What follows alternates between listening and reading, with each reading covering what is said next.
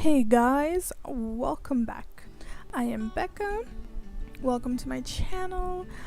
Here I do illustrations, digital painting, and also realistic time speed drawings. And now I'm giving you guys a little tutorial. And I'm going to do an eye tutorial today, so I hope you guys enjoy it. I love drawing eyes.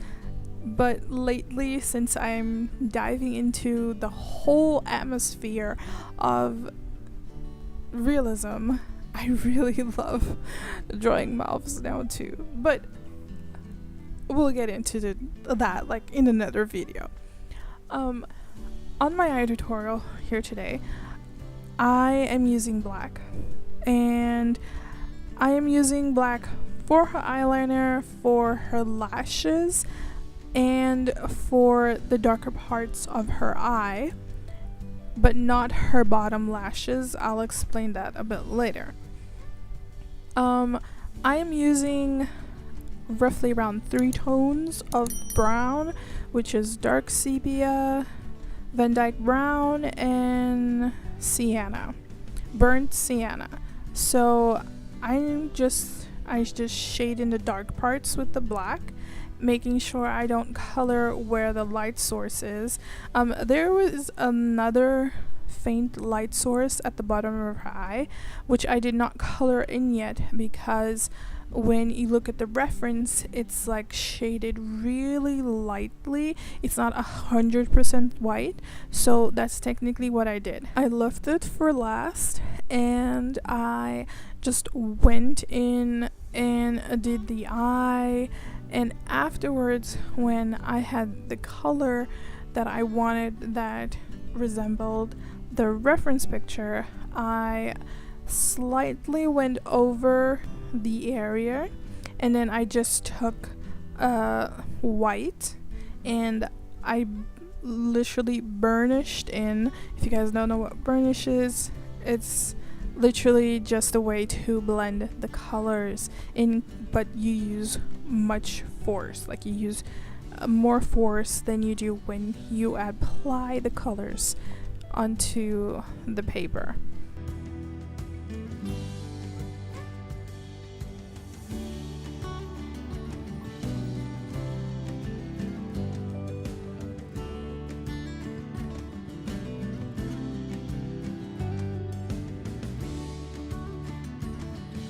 After that, I went into doing the details of the little dot in your eye, which I don't really remember what it's called right now, and I almost went into ASMR. I am sorry for that. It kind of is a bit late here, but yes, I almost went into ASMR. I'm sorry, ASMR. So I did her eyeliner first because it wouldn't really make sense for me to just like do the whole entire skin and then put in the eyeliner. The white of the eye. The white of the eye is no man's land. Why I say this, because the white of the eye is not really white. And what I like to do is, if I don't see like pinkish veins, or sometimes you can also be like little blue, you do have little blue veins or like purpley blue veins in your eyes. What I tend to do is I like to get like a light blue or sky blue, and I like to color it in. I also use light blue here on her eye. I like to color it in very lightly just to give it a realistic tint, and afterwards I will go with silver and then a little warm gray, and I'll probably just make it like just blend it out and also like make it a bit lighter. I will be like, I use white, but literally the white of the eye is one of the easiest parts to do because there's a lot of shadows in them. So a little bit of dark gray just to cover it in, a little bit of blue just to give it a little touch and take it out of that unrealistic moment, and then warm gray, and then afterwards you can burnish with white. Sometimes I don't really use white. I'll just go in with the warm gray because it's actually really light and it blends it in super well. You can also use silver, which also helps a lot, especially if you don't have like dark gray. You can go in with like a nice silver pencil for the darker areas. It also gives a little nice little shimmy to the image, and it also helps it get extremely realistic. So I started doing the outer rims of her eyes and the crease, and you just literally get a darker color and go in lightly. I took if I'm not mistaken, Van Dyke Brown, and I used a lot of Van Dyke Brown and a lot of sienna for the part of her eye, especially for the crease, simply because it was darker, and since she has really light skin, it would blend and it would look way better and more natural to use that color instead of going in with something super dark like it was in the reference for me. I tend to use a base layer for most of my drawings. Since I came back, literally started drawing again,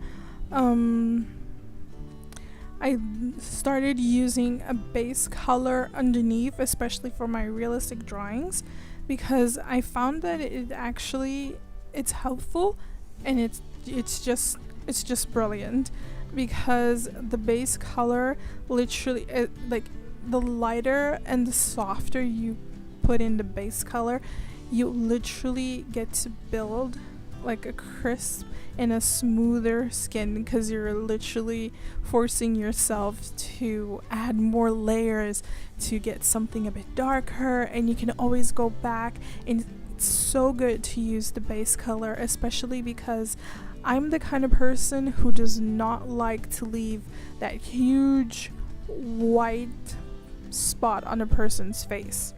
I don't think a normal human being would would literally have a huge white, unless you're white. But even if you're white, if you color it in, you don't literally have that huge white. There's pinks, there's purples, blues, because of the veins, you're alive. And I love using this base color literally as that blues and purple, just to give it a nice touch, especially because of the light parts. Like I said, I don't like leaving the clear highlighted parts white. I prefer to do the entire skin and then erase it, and then just go over with a lighter color just to make it blend. And I actually found out that literally layering the base color helps me so much to do that, because this is the third time I am coloring in a South Korean. Yes, I did IU, I did Zico. I love Zico, he's amazing. And now I'm doing Jenny, and this is really fun to do. And using pink colors, especially cinnamon, and you can use cinnamon, you can use salmon. I use salmon a lot, or dark flesh. Depends on it's dark flesh on Polychromas, so you just dark fresh. Dark fresh. Did I really just say dark fresh? Dark flesh. And you just highlight the pinker parts of the face and you give it more life. I also went with a little bit of beige, and it helped a lot mix with the ivory and give her literally a more like Asian skin, because she's the third Asian I'm drawing. I've drawn 2 black women, and I've done, oh my gosh, I've only done Billie Eilish as, oh no, I've done Billie, and I've also done Loki, and I literally love mixing it up so much. It's really fun. I used ivory on the lighter parts on top of my base color, and some of the parts that were a bit fleshy I would use beige, and then I'd pass over with ivory, and it just gave this nice clean aspect. And especially where the highlights of the face were, you could actually see that it looked natural. And since like parts of the face were darker and that was lighter, you can actually see like, oh, this is where the light is hitting. And I really love that about this drawing. I kind of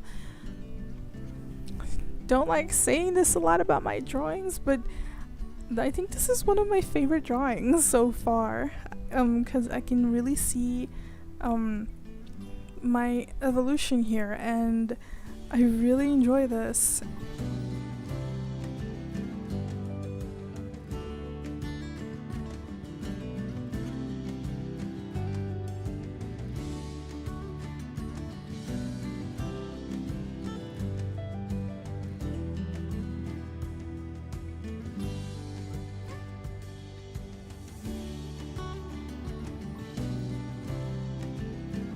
So for her lashes, as I said, I used black.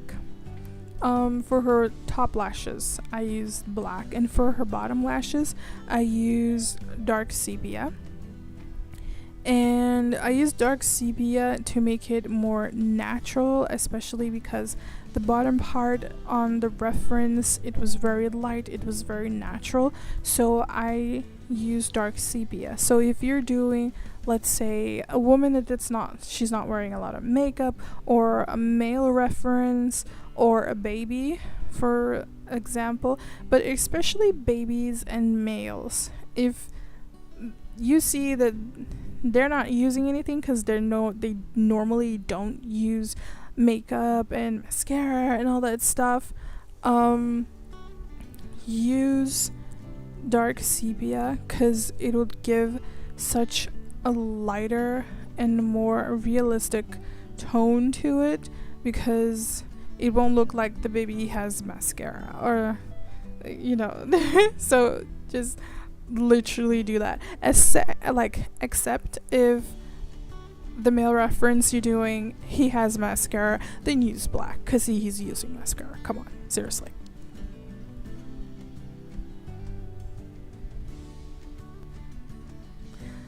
And that is it for this tutorial. I hope you guys enjoyed this, and please don't forget to subscribe to my channel. Please don't forget to like this video and comment down below what you guys are thinking of my videos, and also what other tutorial or artist or other video you guys want me to draw next. I would love to know, and I'll see you guys on the next video. Bye guys.